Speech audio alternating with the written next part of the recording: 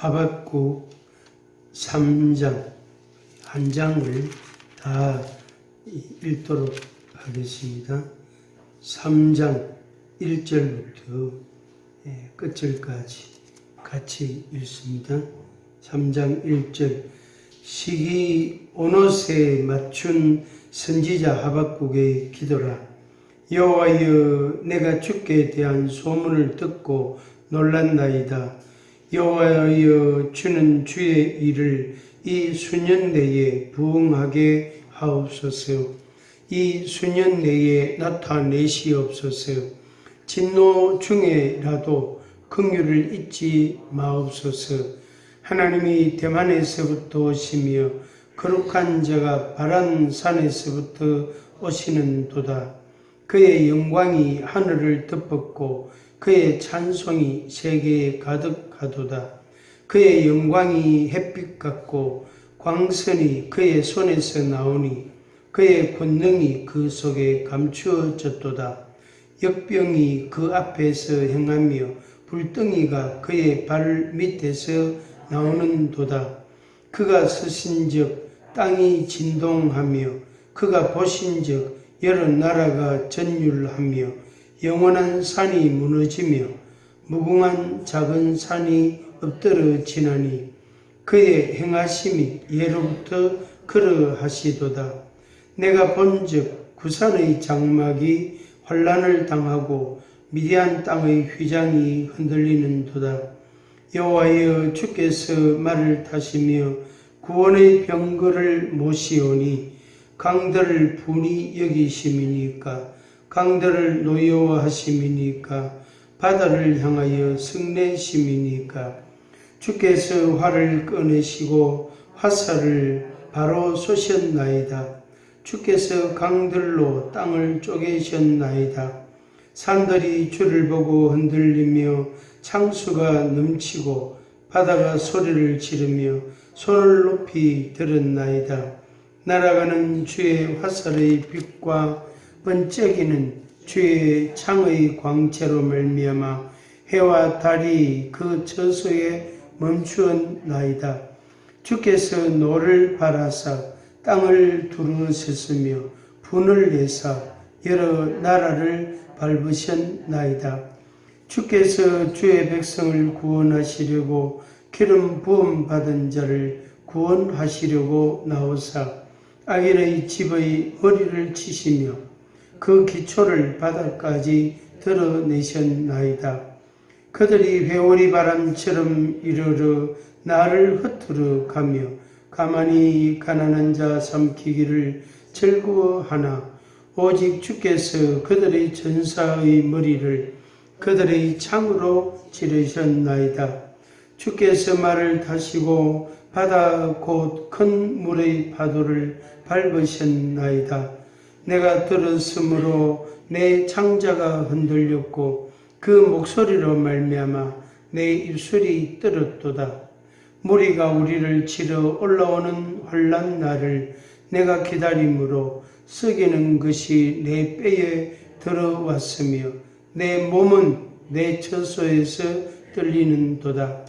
비록 무화과 나무가 무성하지 못하며 포도나무에 열매가 없으며 감람나무에 소출이 없으며 밭에 먹을 것이 없으며 우리의 양이 없으며 외양간에 소가 없을지라도 나는 여호와로 말미암아 즐거워하며 나의 구원의 하나님으로 말미암아 기뻐하리로다. 주 여호와는 나의 하나님이시라 힘이시라. 나의 발을 사슴과 같게 하사 나를 나의 높은 곳으로 다니게 하시리로다. 이 노래는 지휘하는 사람을 위하여 내 수금에 맞춘 것이니라. 아멘.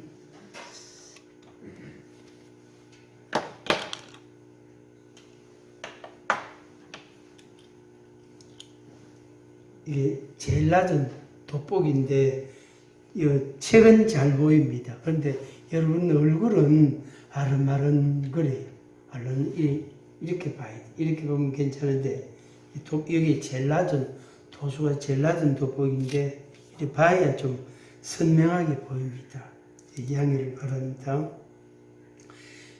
오늘날 필요한 사람들을 하나님이 어떤 사람으로 이름을 붙이고 또 생각을 하고 찾으실까 하는 그런 말씀을 우리가 같이 나누고 있는데, 그 큰 주제는 믿음의 사람, 하나님이 믿음의 사람을 찾으신다. 또 그런 사람을 필요로 하고 있다 하는 그런 말씀입니다. 이 하박국서를 우리가 공부를 했는데 1장, 2장, 3장에서 이제 오늘 3장으로 이제 끝이 납니다. 그런데 이 3장이 하박국 선지자의 기도입니다. 기도인데 노래입니다. 기도인데 노래입니다. 특히 신이 오노스에 맞춘 하박국의 기도라 이랬어요. 그래서 그냥 단순한 기도가 아니고 약간의 음률이 있는 그런 리듬이 있는 시편과 같은 것인데 좀 유사한데 그런 기도를 이제 뜻합니다. 그래서 노래다, 기도다, 기도가 노래고 이렇게 약간 우리가 중복해서 같이 생각할 수 있는 겁니다. 이 시기오노스에 맞췄다, 이 시기오노스라는 거는 그 박자가 갑자기 확 바뀌는 거, 그런 그 뜻을 가지고 있습니다. 잔잔하게 가다가 갑자기 음이 한 옥타브나 이렇게 아주 높이 음이 나오는, 아니면은 굉장히 높은 음으로 나오다가 갑자기 뚝 떨어져서 아주 평온한 리듬을 가지는, 그럴 때에 이 시기오노시라는 용어를 쓴다는 겁니다. 이게 이제 구약에서 여러 가지 이제 음률에 대한 표현이 나오는데, 여기 하박국의 기도에 와서는 시기오노시다 하는 그런 용어를 썼습니다. 이것은 1장과 2장에서는 어떤 내용이고, 그리고 3장은 그러면은 어떤 내용인가 하는, 이게 이제 대조가 아주 확연하게 뚜렷하게 대조되는 그런 내용을 갖고 있습니다. 1장, 2장에서 1장에서는 말 그대로 엄투성이에요. 어찌하여 이런 일이 있습니까? 어찌하여 이런 일이 일어납니까? 하나님이 왜 아무런 대답을 하지 않고 말씀도 안 합니까? 그게 이제 하박국 선지자의 일종의 고뇌죠. 고통이고 괴로움이었습니다. 근데 2장에 와서는 하나님께서 하나님의 계시의 말씀, 응답의 말씀을 달려가면서도 볼 수 있도록 큰 글자로 써서 계시를 해라. 그리고 말을 해라. 다른 사람들이 볼 수 있도록 그렇게 보여주라. 그러시면서 하나님이 하신 말씀이 반드시 이루어진다. 기다리라. 반드시 이루어진다. 지체되지 않고 반드시 응할 것이다. 이런 말씀을 하십니다. 그러면서 2장 4절에서 의인은 믿음으로 말미암아 산다. 이렇게 이제 결론을 내리신 겁니다. 정의를 내리신 겁니다. 그러니까 하박국 선지자에게 하나님의 대답은 의인은 믿음으로 산다. 누굴 믿고? 여호와 하나님을 믿고 산다. 그런데 현실과, 그러니까 내가 하나님을 믿는 믿음이라는 그 부분하고 내가 살아가는 현실하고는 이 격차가, 편차가 너무 크단 말이에요.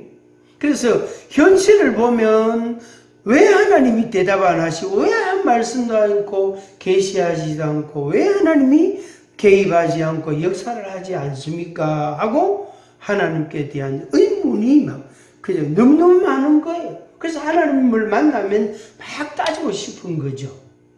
그런데 이제 여호와의 응답 2장에서 하나님의 응답은 의인은 믿음으로 말미암아 산다. 이렇게 말씀을 했단 말이에요. 그러니까 이 하박국 선지자가 이걸 소화를 하기가 힘든 거예요. 현실과 그 다음에 의인된 이 하박국 선지자가 이것을 소화시키고 그것을 또 자기가 소화를 시키고 그것을 하나님의 백성들에게 하나님의 사람들에게 그걸 선포를 해야 된단 말이에요. 그래서 하나님의 말씀을 듣고 자기 마음에 새기고 믿고 아멘하고 수용을 하고 수긍을 하고 그 다음에 하나님의 말씀을 또 선포를 해야 된단 말이에요. 오늘날 같으면 선포는 할 수 있어요.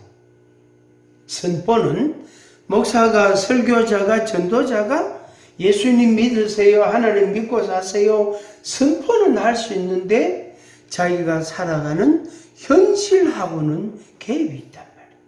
또 반대로 이제 하박국 선지자가 겪었던 것처럼 현실 속에서 하박국 선지자가 너무너무 혼란스럽고 힘들단 말이에요. 괴롭단 말이에요.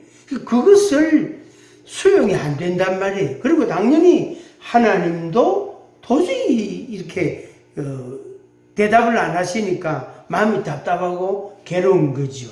그런데 하나님의 응답이 믿음으로 살아야 된다, 믿음으로 살리라, 이런 말씀을 하셨단 말이에요. 그러니까 이렇든 저렇든 하박국 선지자로서 오늘 우리 이 시대를 살아가는 우리 믿음의 사람으로서는 이것을 충분히 수용하는 데는 애로가 많은 거예요. 납득이 안 되는 거예요. 수용성이 떨어질 수밖에 없습니다. 이 편차가 적으면 적당하게 이렇게 우리가 이렇게 스스로 합리화하고 스스로 납득을 하고 스스로 아마 그래서 그럴 거야, 하나님이 은혜를 주실 거야 하고 이렇게 넘어갈 수 있는데 이 편차가 크면 클수록 그것이 어렵습니다.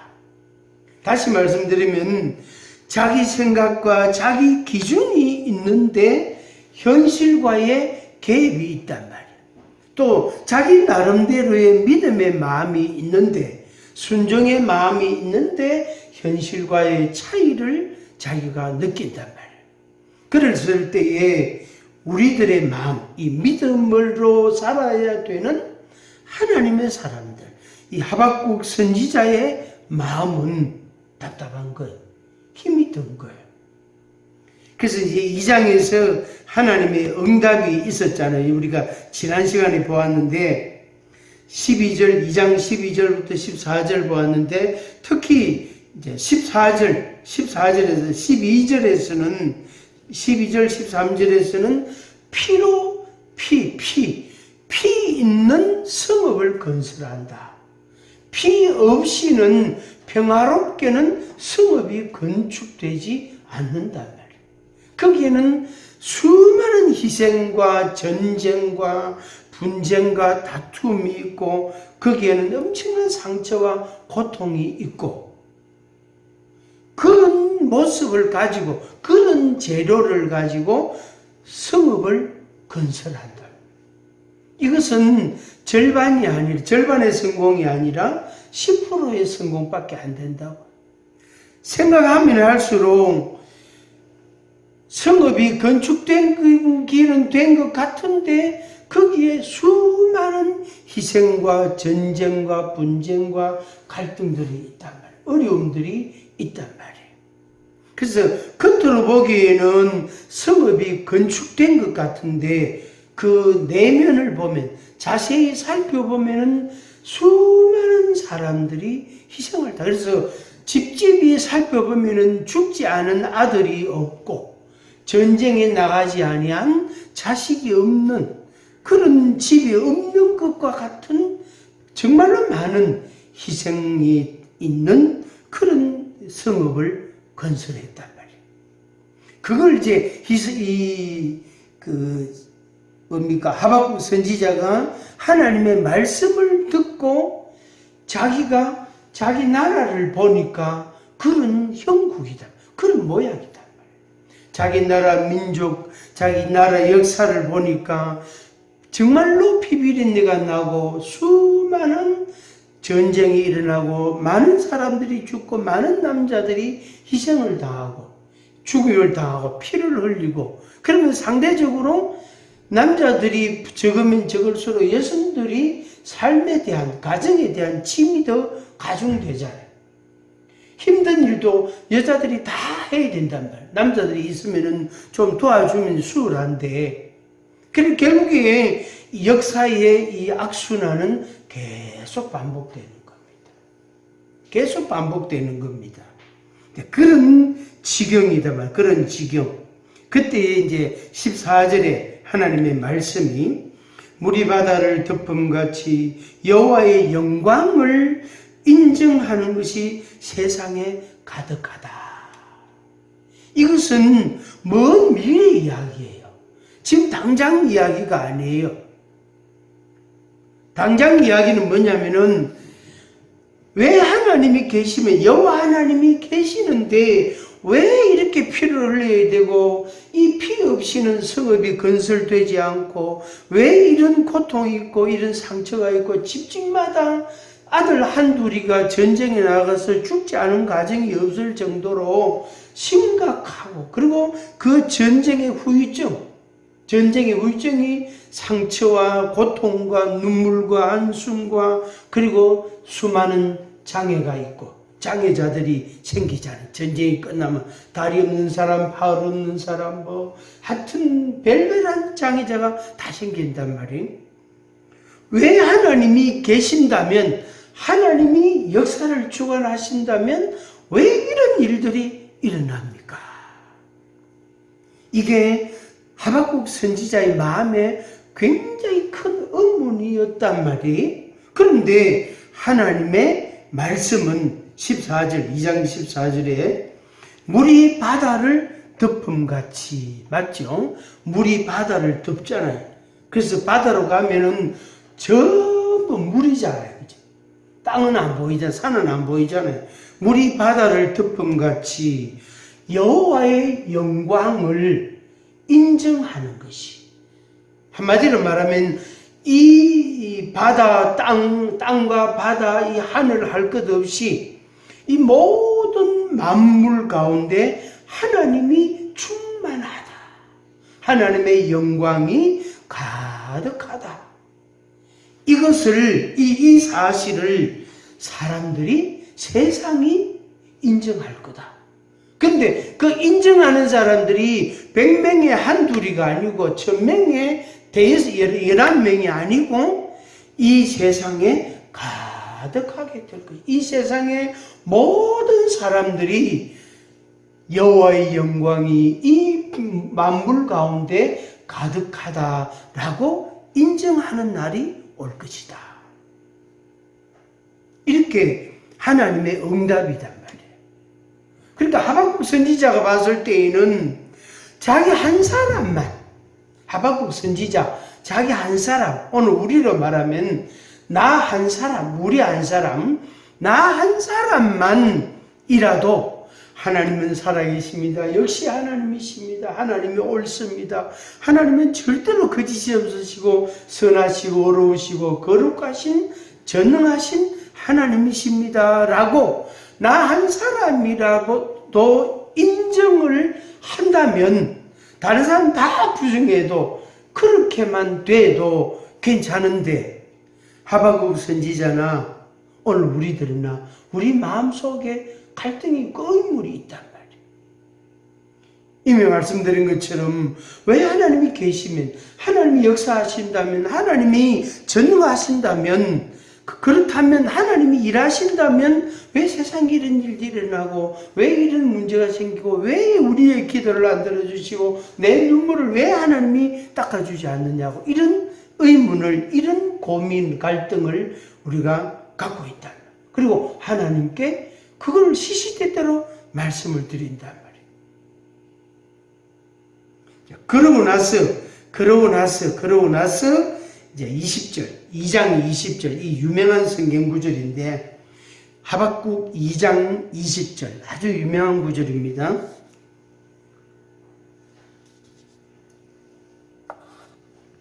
(2장 20절) 오직 여호와는 그 성전에 계시니 온 땅은 그 앞에서 잠잠할지니라. 여호와는 그 성전에 계신다. 그 앞에 잠잠하라. 이랬다. 선지자 보고 하나님의 응답이 잠잠해라 이 말입니다. 잠잠해라. 우리 보고 하나님께서 잠잠하라. 우리는 속에서부터 막 열불이 난다고 의문이 있고 막 묻고 싶은 게 많고 따지고 싶은 게 많은데 하나님의 응답은 잠잠해라. 잠잠해라. 그 다음에 여호와께서 성전에 계신다. 예루살렘 성전에 계시는데 그 성전 거기에만 계신다는 뜻, 그 뜻이 아니고 거기에도 물론 계시지만은 이 만물 가운데, 이 우주 가운데, 하나님의 모든 피조 세계 가운데, 심지어 하나님의 영광을 인정하지 않는 수많은 사람들, 그들에게도 하나님이 계신다. 이런 말씀, 이런 뜻이에요. 그 앞에 있는 거하고 쭉 연결해서 제가 이렇게 정리를 하면 그렇게 정리가 됩니다. 그러니까 내가 하나님을 믿는다는 믿음의 사람이라고 생각하는 나는 물론이지만 하나님을 믿지 않고 하나님의 영광을 인정하지 않는 그 외의 사람들, 그들에게도, 그래서 나에게나 그들에게나 교회나 성전이나 교회나 이 세상 밖에 있는 모든 그 사회나 모두 다 이 세상의 모든 것이 다 하나님이 그곳에 계시고 거기에 하나님이 역사하신다. 그래서 너는 잠잠해라. 교회에서도 잠잠하고 집에 가서도 잠잠하고 일터에 가서도 잠잠하고 누굴 만나도 잠잠하고 막 내한테 아니 당신이 교회 다니고 하나님 믿는다 그러면서 하나님께 좀 기도해봐. 왜 자꾸 이런 일이 생기노? 왜 이런 문제들이 생기노? 또 어떤 사람이 친구야 날 위해서 기도 좀 해도 왜? 나 이런 일이 있는데 이거 어떻게 하면 좋겠노? 네가 믿는 하나님한테 기도 좀 해도 그럼 네가 직접 하지. 나는 하나님 안 믿잖아. 너는 믿잖아. 그런 경우도 있단 말이에요. 그래서 우리 마음속에 요만큼 10%라고 할까요? 5%라고 할까요? 요만큼의 분량만큼은 하나님께 막 따지고 싶고 물어보고 싶고 막 그냥 이야기하고 싶고 막 울분을 토하고 싶고 그런 마음이 요만큼은 늘 상존합니다. 늘 있습니다. 그런데 이제 나머지 90%, 95% 나머지는 하나님의 영광을 인정할 수밖에 없는, 무엇을 보았기 때문이 아니고 뭔 소리를 들었기 때문이 아니라 하나님의 말씀만 보고 하나님의 말씀 그 한 구절만 보고 그 말씀만 보고 우리가 하나님을 인정할 수밖에 없는 그런 모양입니다. 그런 모양입니다. 쉬운 일이 아니지만 간단한 문제는 분명히 아니지만 인정해야 됩니다. 한번 같이 한번 믿어요. 내 마음에는 인정이 안 되지만 인정을 해야 된다.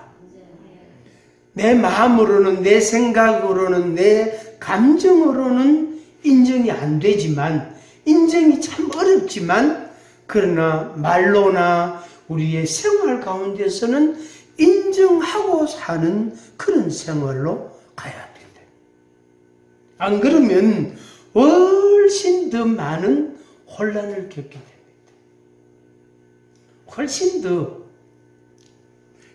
지난 주간에 여러분 뉴스도 아마 여러분들도 보셨을 싶은데 우리 한국 사회에서 특히 이 불교 이제 이 아주 공부도 많이 하고 아주 뛰어난 아주 훌륭한 그런 젊은이라고 할 수 있는 사람, 외국 사람인데 그 사람이 한국에 와서 이제 불교에 심취하고 그래가지고 유명한 사람이 됐어요.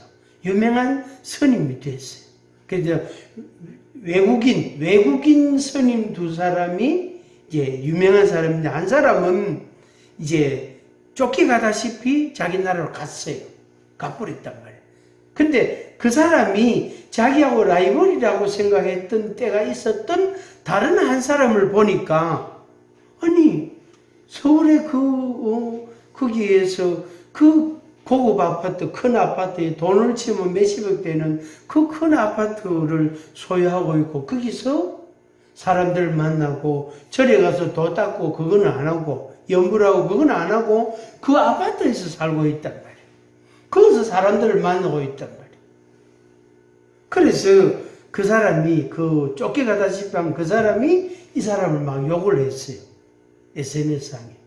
그러니까 이 사람이 더 이상 변명의 여지가 없거든요. 그 사람이 늘 강조했던 말이, 한국에 있을 때 무소유를 강조했거든. 무소유. 무소유란 말은 허다. 아무것도 없다. 이게 불교의 사상인데, 사상의 핵심인데, 이 사람이 무소유를 그렇게 강조하고 많은 젊은이들에게 영향을 준 인물이단 말이에요. 그런데 자기는 몇십억 되는 아파트를 자기 이름으로 갖고 있단 말이에요. 그 집에서 사람들을 만나고 절간에 가서 뭐 도 닦고 기도하고 이거는 수행은 안 하고 있단 말이에요. 결국에 그 사람이 자기 모든 활동, 뭐 인터넷, 뭐 페이스북, 무슨 유튜브 모든 걸 다 내리고, 사람 만나는 것도 싹 다 내리고 그냥 집안에 들어앉았어요. 변명의 여지가 없습니다. 그 뉴스를 보고 역시 올 것이 왔구만.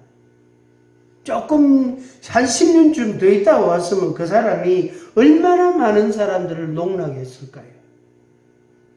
얼마나 많은 사람들을 속였을까요? 저 정도에서 끝난 게 그나마 다행이다. 그러니까 그 사람을 그렇게 추앙했던 수많은 사람들이 다 떠났어요. 말 그대로 SNS상이 조용합니다. 그 사람이 유명한 사람이거든요. 한국 불교에서 유명한 사람, 미국에서도 영향이 있고 유럽에도 영향 주는 그런 인물이다. 아주 뛰어난 인물이에요. 제가 이 말씀 드리는 거는, 그 사람들은 그 무소유를 강조하면서 무소유가 그들의 핵심이면서도 뭐지, 탐욕이 작동한 거죠. 탐심 정도가 아니고 탐욕이에요. 그 탐욕은 골로새서 교회에 대해서 우상 숭배라고 했습니다. 오늘 우리가 사는 이 시대가 탐욕의 시대예요. 그래서 이 탐욕, 탐심, 욕망, 이게 합쳐진 건데, 이걸 위해서 모든 자기가 할 수 있는 능력을 총동원합니다. 그게 탐욕의 시대를 우리가 살고 있어요. 그 목사인 저도, 또 하나님을 믿는 여러분들도 이 세상에 살면서 욕심 없는 사람이 있습니까? 그죠? 그런데 그 경계선을 넘어가지 않는다는 것은 그게 굉장한 인고가 필요하다고. 우리가 믿음과 믿음의 양심을 따라, 말씀을 따라 우리의 자리를 지키면서 또 열심히 일하고 공부하고 노력하고 애쓰고 지혜롭게 또 하나님께 기도하고 그렇게 당연히 살아야 되잖아요. 그죠? 그런데 절대로 하면 안 되는 그 선이라는 게 있단 말이에요. 그걸 넘어가지 않고 그 안에서 우리가 활동하고 기도하는 것은 죄가 되지 않습니다. 그런 부담은 갖지 않아도 됩니다. 이 하박국 선지자가 하나님의 선지자로 하나님의 말씀을 받아서 선포를 해줘야 되는 사람인데, 이 하박국 선지자 자신이 고통을 겪는, 갈등하는 거예요. 그래서 제가 이 하박국서를 오래간만에 다시 1, 2, 3장을 보고 또 보고 하면서 선지자하고 저하고 뭐 동일한 이 비교는 될 수 없지만은 한 번 정도 생각을 해봤어요. 생각을 해보니까 그래, 하박국 선지자도 이런 고민이 있고 나도 이런 고민이 있을 수 있겠다. 이런데 나의 고민 이런 것이 하박국이 겪었던 그런 것과 유사할 수도 있겠다. 이런 생각을 해보기도 했습니다. 지난 수요일 저녁에 다니엘 기도회 이제 어제 끝났잖아요. 어제 끝났는데 21일간 11월 1일부터 21일간 했는데 수요일 저녁에 이제 간증 다 듣고 간증 듣고 나서 이렇게 기도하는 시간이 한 10분, 한 7, 8분 뭐 이렇게 시간 길지 않는데 그 시간이 있거든요. 그래서 이제 김원호 목사님이 앞에서 나와서 인도하고 기도회를 하는데 기도를 다 같이 기도합시다 하고 기도 제목을 한두 가지 주고 이제 기도를 하는데 저도 이제 기도를 하는데 눈을 딱 감자 말자 남자 3명이 제 눈 앞에 탁 나타나면서 그 남자 3명이 한 청년 같은 한 30살, 27, 8 정도 되는 이런 한 27, 8 그렇지 하여튼 20대 후반 청년 같은 그런 남자 3명이 비슷한 옷차림을 하고 제 눈 앞에서 이렇게 사라져서 저리 가는 거예요. 그래서 그런 그림을 순간적으로 보면서 순간적으로 그래, 저 똑같은 옷차림의 3명의 남자, 저거는 내 모습일 수도 있다. 그럼 이름을 제가 첫째는 뭐고 둘째는 셋째는 뭐고 이름 붙이진 않았지만 저런 모습이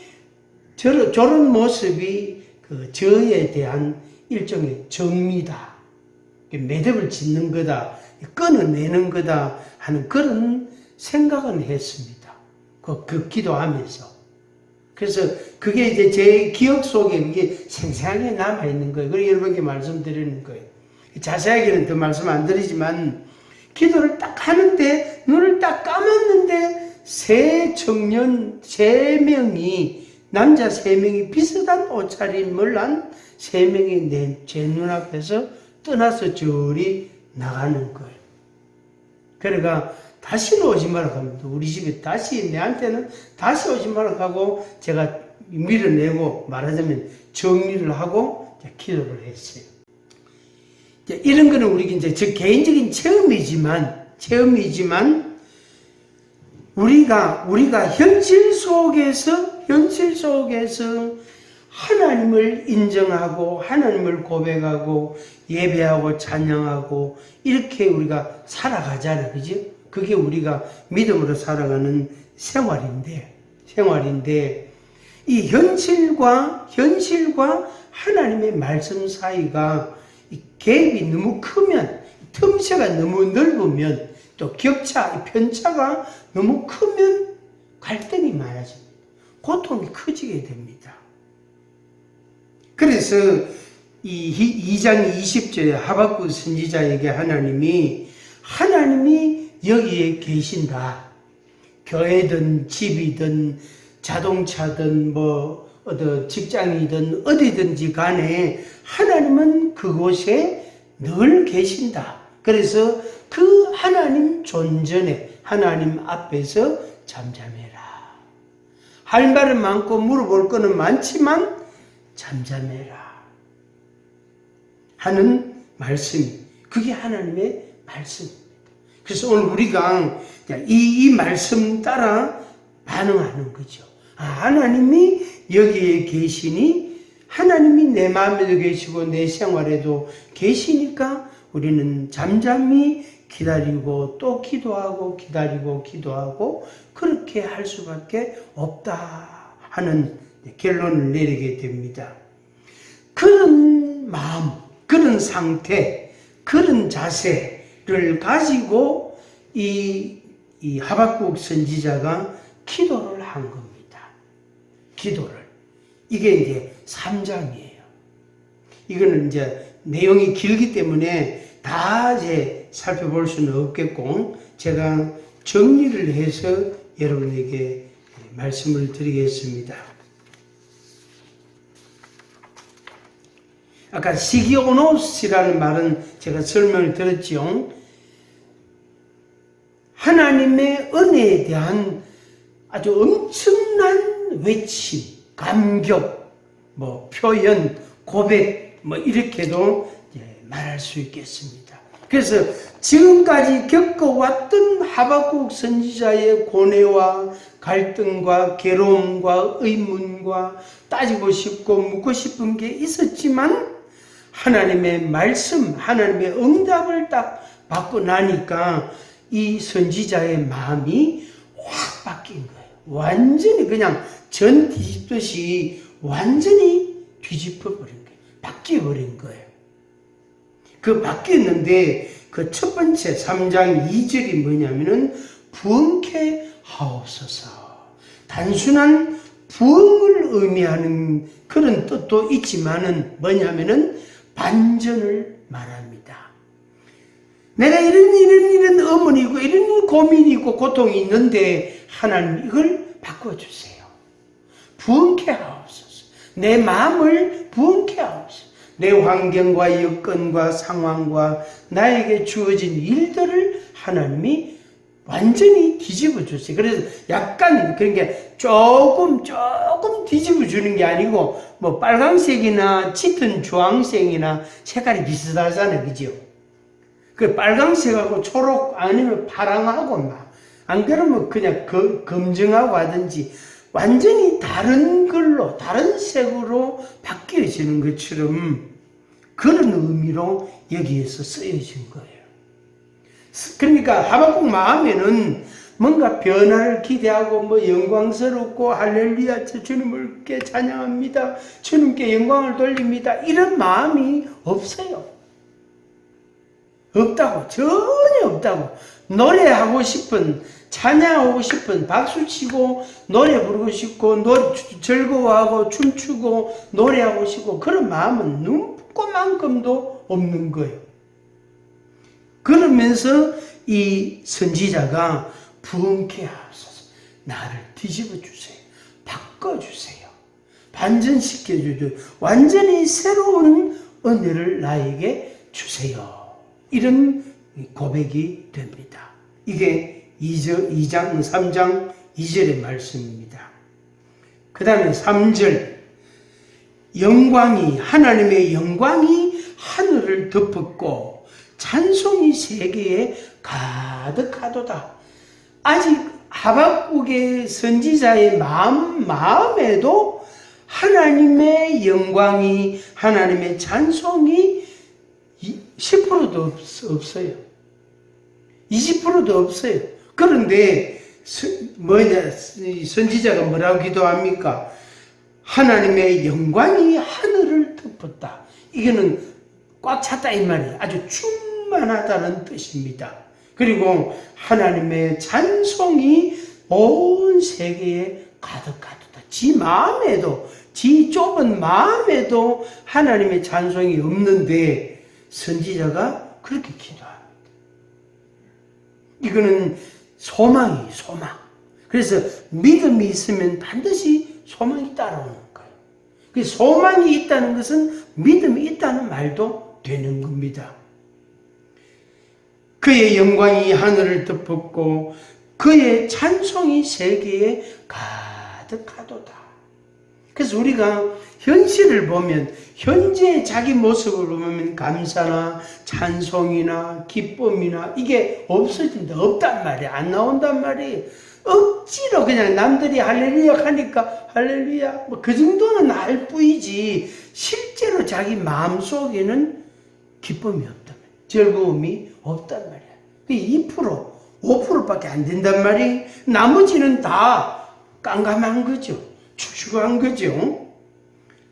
그런데 선지자가 가득하다 이렇게 고백했어요. 세계에 가득하다. 내 마음도 안 가득한데 세계에 가득하다. 이렇게 고백했습니다. 이것은 오늘 우리가 믿음과 함께 소망을 갖고 하나님 앞에 기도하는, 하나님께 소망을 갖고 나아가야 될 과정입니다.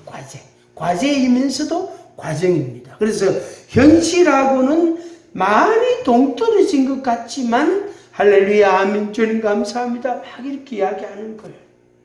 입에서 잘 안 나와도 억지로라도 자꾸 하는 거예요.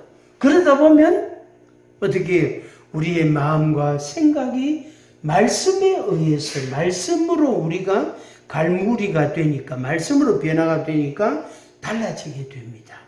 그 다음에 이어서 또 나옵니다. 광명이 햇빛 같고 광선이 그의 손에서 나온다. 이거는 하나님의 권능을 뜻합니다. 하나님의 권능이 햇빛 같다, 꽉 찼다 이 말이.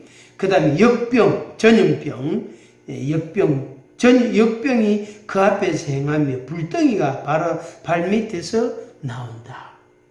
역병이, 그러니까 한편으로 보면 전염병이 꽉 찼지만 한편으로는 하나님의 권능이 또 있다. 그래서 하나님의 권능이 역병을 사용하기도 하지만 그것을 치료하시는 또 일을 통해서, 역사를 통해서 또 하나님이 영광을 받으시는 그런 양면이 있습니다.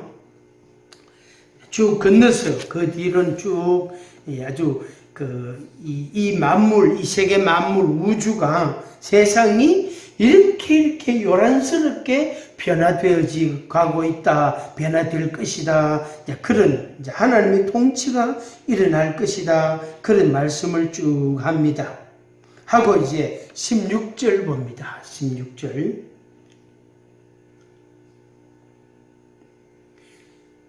내가 들었으므로, 15절까지 말씀이 완전히 반전이 되고 완전히 뒤집혀졌다는 뜻이 아닙니다. 그냥 믿음이고 소망이에요. 한 가짜 믿음이고 소망이다. 그렇다고 그게 아직 현실이 그렇게 바뀌어진 거는 사실상 전무하에 아무도 없어요. 자신도 안 바뀌고 자기 마음도 달라지지 않았고 생활도 안 달라지고 실제로 다른 사람들에게서도 아무런 변화가 일어나지 않았습니다. 그런데 16절에 내가 들었으므로 내 창자가 건들렸고 목소리로 말미암아 그 내 입술이 떨렸도다. 이게 바로 영적 체험을 이 하박국 선지자가 하고 있다는 말입니다. 그러니까 15절까지는 하나님을 향한 기도라고 말한다면 16절부터는 그 기도를 드리고 나서 하박국 선지자에게 영적인 어떤 변화가 일어났느냐, 어떤 고백들이 나오느냐 하는 말씀입니다. 말씀을 이제 결론을 내립니다. 이 3장 16절부터 19절까지 이 말씀, 이 고백이 여러분의 고백이 되기를 바랍니다. 그렇다고 해서 현실이 확 달라진 게 전혀 없어요. 10가지 중에 100가지 중에 2-3가지도 안 바뀌었어요. 내 마음도 아무것도 달라진 게 없습니다. 그런데 하나님의 말씀을 우리가 들었단 말이에요. 하나님의 말씀을 우리가 접했단 말이에요. 하나님을 내가 접하고 보니까 하나님이 이렇게 해 가시는구나 하는 믿음과 소망이 우리 속에서 조금씩 생기게 되어집니다. 그래서 여전히 현실과 나의 모습은 그 괴리가 크고 그 편차가 너무너무 크단 말이에요. 간극이 너무 크단 말이에요. 그렇지만 하나님을 믿는 믿음하고 하나님께 대한 소망의 마음하고 이 두 개가 우리 속에서 생기기 시작했다. 생겼다. 요만큼 병아리 눈물만큼 제가 어릴 때부터 들은 말 병아리 눈물, 벼룩의 간 이런 말을 어른들이 하시더라고요. 그만큼 작다는 뜻이에요. 벼룩이 진짜 눈 어두운 사람 못 보잖아요. 그게 발짝발짝 뛰거든. 벼룩의 간 봤습니까? 저도 안 봤어요. 여러분들도 아마 못 봤지 싶어요. 그만큼 작단 말이에요. 우리 속에 그만큼 작은 것이라도 믿음이 생기고 소망이 생기면 이것은 풍선처럼 점점 커지게 됩니다. 이게 바로 뭐냐면은 반전이에요.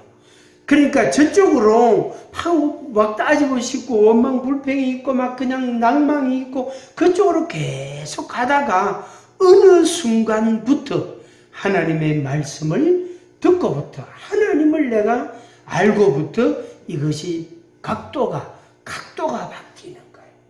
각도가 바뀌는 거예요. 그 각도만 달라졌을 뿐이지 방향만 달라졌을 뿐이지 아직 아무것도 안 바뀌었어요.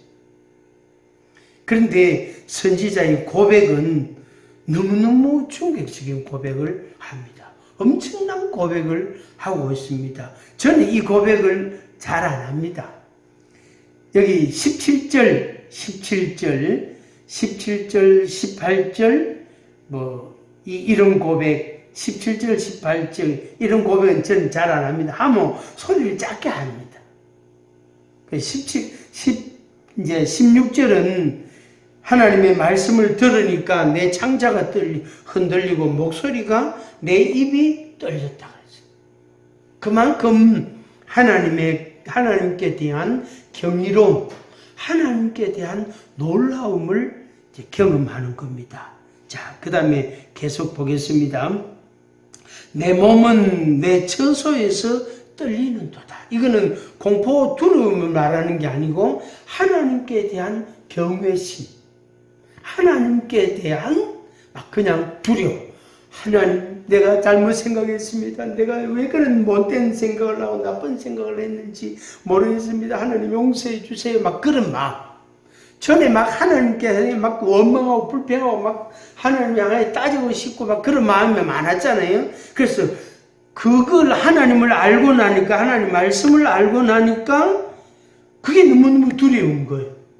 그래서 하나님께 대한 경외심이 생기게 됩니다. 17절 같이 한번 읽어보겠습니다. 비록 무화과 나무가 무성하지 못하며 포도나무에 열매가 없으며 감람나무에 소출이 없으며 밭에 먹을 것이 없으며 우리의 양이 없으며 외양간에 소가 없을지라도 나는 여호와로 말미암아 즐거워하며 나의 구원의 하나님으로 말미암아 기뻐하리로다. 아멘. 모든 물질이 다 부족해도 결핍해도 나는 여호와로 말미암아 즐거워하리로다. 이게 어려운 겁니다. 그래서 하나님을 제대로 알면 알수록 그 말씀에 대한 소망이 제대로 생길수록 이런 고백이 나오게 됩니다. 그리고 이제 이어서 19절에 주 여호와는 나의 힘이시라. 하나님이 나의 힘이 되십니다. 나의 발을 사슴 같게 하사. 여기에 사슴은 그렇게 발전기, 그러니까 암사슴이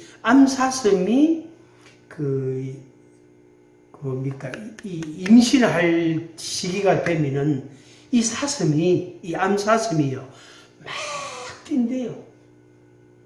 몸에 호르몬이 많이 분비되니까 이 사슴이 막 뛴대요.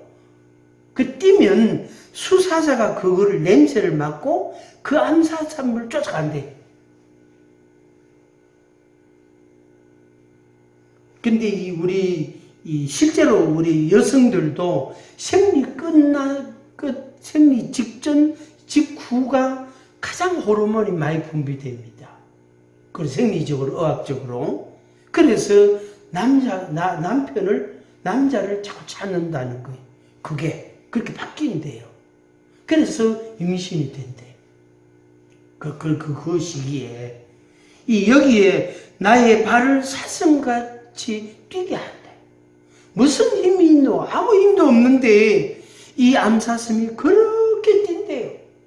그냥 계곡이고 높은 산이고 알겠지 막 뛴대. 그러면 그 냄새를 이 수사슴이 아니까 따라 뛴대요. 그래서 이 암사슴이 멈추면 거기에서 교미가 일어나고 새끼가 나오게 된대요. 그래서 이 말씀이 그런 말씀이에요. 내가 현실에서 얻는 힘은 없지만 하나님이 내 힘이시다. 그래서 내가 뛸 수 있고 기뻐할 수 있고 노래 부를 수 있고 찬송 부를 수 있다. 그런 선지자의 고백입니다. 여러분들의 삶을 통해서 이 하박국 선지자가 체험한, 고백한, 그리고 선포한 이 말씀을 여러분 마음에 새기시기를 바랍니다. 결론입니다. 여호와는 나의 힘이시다. 다윗도 그 고백을 했거든요. 여호와, 나의 힘이 되신 여호와여, 내가 주를 사랑하나이다. 시편 18편 1절에서 고백합니다.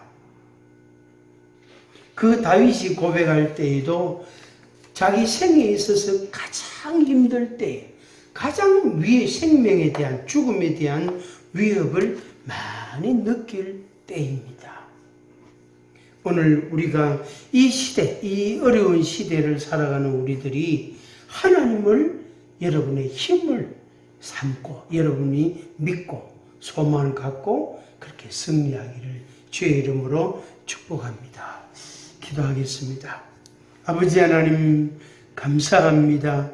우리에게 주신 말씀이 우리 마음속에서 망치가 되고, 그래서 우리가 정신을 차리게 되고 근신하게 되고 하나님을 다시금 보게 되는, 하나님을 다시금 체험하고 만나게 되는 중요한 계기가 되게 하여 주시옵소서.